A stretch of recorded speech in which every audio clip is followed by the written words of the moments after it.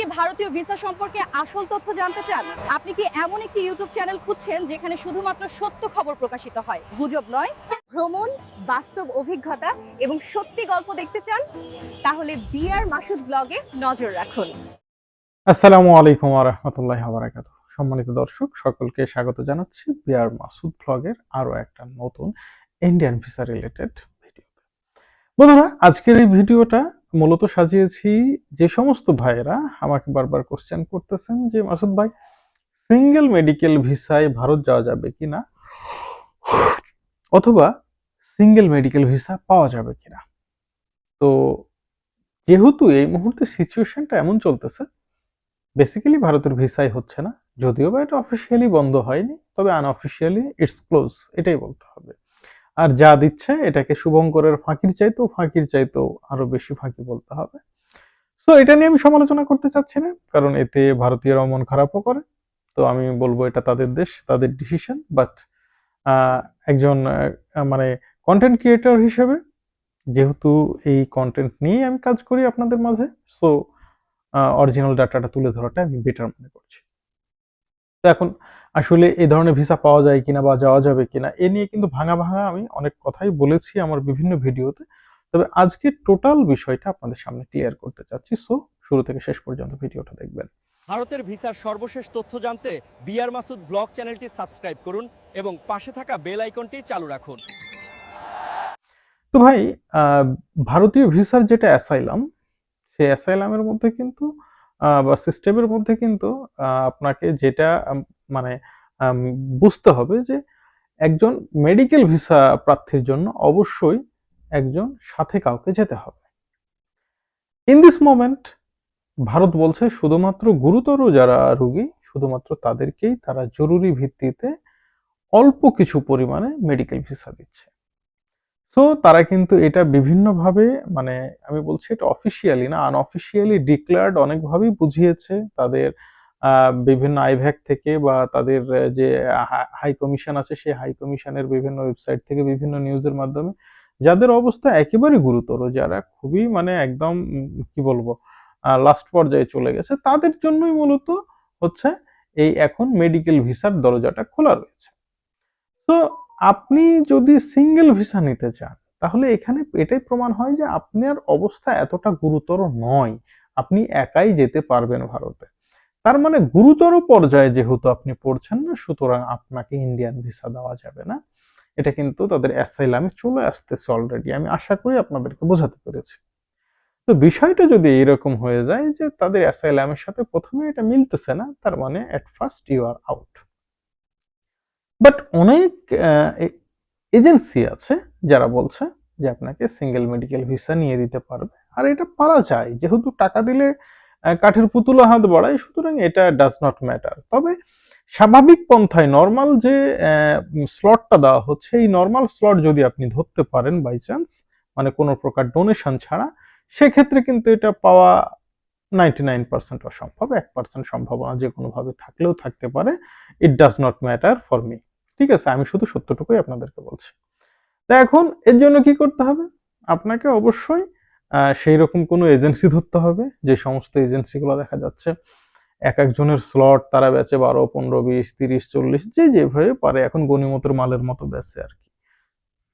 মানে এটা নিয়ে সত্যি কথা বলতে আফসোস লাগে এই কারণে যে এই যে একটা এত বড় অঙ্কে এক একটা স্লট বিক্রি হচ্ছে, এর ভাগ কিন্তু ভারত সরকার পাচ্ছে না, ইন্ডিয়ান হাই কমিশন পাচ্ছে না।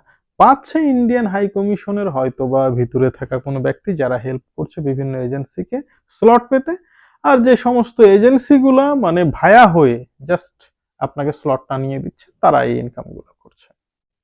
তো এইভাবে পাওয়া যাচ্ছে। আর ম্যাক্সিমাম ক্ষেত্রে যেগুলো সিঙ্গেল ভিসা হচ্ছে, এগুলো কিন্তু 95%ই 2 নাম্বার। প্রত্যেকটা এজেন্সিকেই তাদের জন্য পেপারস ম্যানেজ করতে হচ্ছে, কারণ তাদের কাছে বেসিক্যালি কোনো পেপারস বা ডকুমেন্টস নাই। এইভাবে আপনি ভিসা নিতে পারবেন নেওয়া পর্যন্ত। এবার ঠিক আছে, এখন কথা হচ্ছে আপনি যাইতে পারবেন কিনা। দেখেন, লাস্ট কয়েকদিনের মানে ডাটা অ্যানালাইসিস বলতেছে যে বাংলাদেশ থেকে ভারতে যাওয়ার সময় এমন কিছু মানুষকে দেখা হয়েছে বা ধরা হয়েছে যারা সিঙ্গেল মেডিকেল ভিসায় যাচ্ছিল, যাদের ফিজিক্যাল স্ট্রাকচারে অসুস্থতা ধরা পড়তেছে না, তাদেরকে নরমালাইজড মনে হচ্ছে। এদেরকে যখন জিজ্ঞেস করা হয়েছে তারা আসলে কি অসুখে অসুস্থ ডিটেলস বলতে পারেনি, বা অসুখের নাম বলতে পারলেও যে এই অসুখের যে সিমটম গুলো আছে যখন জিজ্ঞেস করেছে সেগুলো তারা বলতে পারেনি। পরবর্তীতে তাদেরকে এক্সট্রা যখন জিজ্ঞাসাবাদ করা হয়েছে সেই সমস্ত জিজ্ঞাসাবাদে অনেক সময় তারা শিকার খেয়ে গেছে, আবার অনেকে হয়তো শিকার খায়ওনি, কিন্তু তারপরও তাদেরকে সুন্দরভাবে বাংলাদেশে পুশব্যাক করা হয়েছে। এবং ব্যাক করার সময় শুধু শুধু ব্যাক করা হয়নি, সাথে অ্যাপ্লাইড সিলও মেরে দেওয়া হয়েছে। দেখেন বিপদটা কত দিকে হলো। এবার দেখেন এমন কিছু বাংলাদেশি মানুষ আছে যারা দুই বন্ধু মিলে যাবে হচ্ছে বেড়াতে ভারতে। তারা পাচ্ছে না কোনো ভিসা, মানে স্লট। এখন কি করতেছে, মেডিকেল ভিসায় নিজেকে রুগী বানাচ্ছে, আর এক বন্ধুকে বানাচ্ছে কি অ্যাটেন্ডেন্ট। কিভাবে বানাচ্ছে, ডাইরেক্ট ব্লাড কানেকশন ছাড়া কিন্তু অ্যাটেন্ডেন্ট বানানো যায় না। তারা এভিডেভিট করতেছে কোর্ট থেকে যে আসলে সে অসুস্থ, তার সাথে যাওয়ার মতো আত্মীয় স্বজন কেউ নাই, তার অফিস কলিগ অমুক আছে, বা তার কাছের পরিচিত বন্ধু সে আছে, মিস্টার এক্স এর জন্য মিস্টার ওয়াই কে দয়া করে মানে রিকোয়েস্ট করা হোক তাকে যেন তার সাথে অ্যাটেন্ডেন্ট হিসেবে ভিসাতে দেওয়া হয়। বাস, দেওয়া হচ্ছে, বাংলাদেশের পর্বটা হয়তো শেষ হয়ে যাচ্ছে।